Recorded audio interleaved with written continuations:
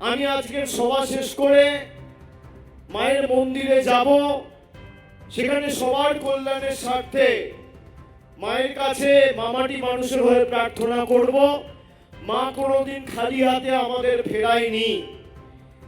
Tarapith Rampurhat development authority, যেটাকে আমরা টিআরডিএ বলি, তারাপীঠ সহ রামপুরহাট 2 নম্বর ব্লকের একাধিক পরিকাঠামোগত উন্নয়ন করে এই ডেভেলপমেন্ট অথরিটি তৈরি করা মমতা বন্দ্যোপাধ্যায়ের সরকারের সবথেকে বড় সাফল্য।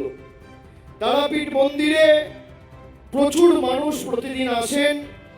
তারাপীঠে শ্মশান, দ্বারকা নদীর উপর সংস্কার হয়েছে, তৈরি হয়েছে ইলেকট্রনিক চুল্লি, নদীর 2 পাড় ধরে সৌন্দর্যায়ন হয়েছে, সাধু সন্তদের জন্য থাকার ঘর তৈরি হয়েছে, সন্ধ্যা আরতির ব্যবস্থা করা হয়েছে।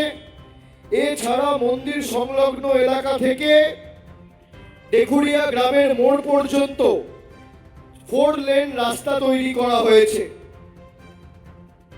এর সাথে ব্রাহ্মণী নদীর উপর দুনি গ্রামের কাছে প্রায় 300 মিটার দৈর্ঘ্যের ভাঙলা সেতু নির্মাণ হয়েছে।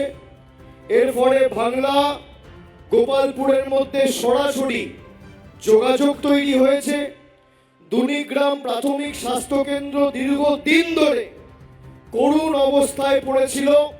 ওই স্বাস্থ্য কেন্দ্রের পরিকাঠামোগত উন্নয়ন, ডাক্তার নিয়োগ করা, বেডগুলিকে সংস্কার করা।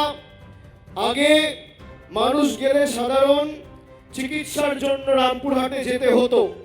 দুনিগ্রাম প্রাথমিক স্বাস্থ্য কেন্দ্রের উন্নতিকরণ আমাদের সরকার করেছে।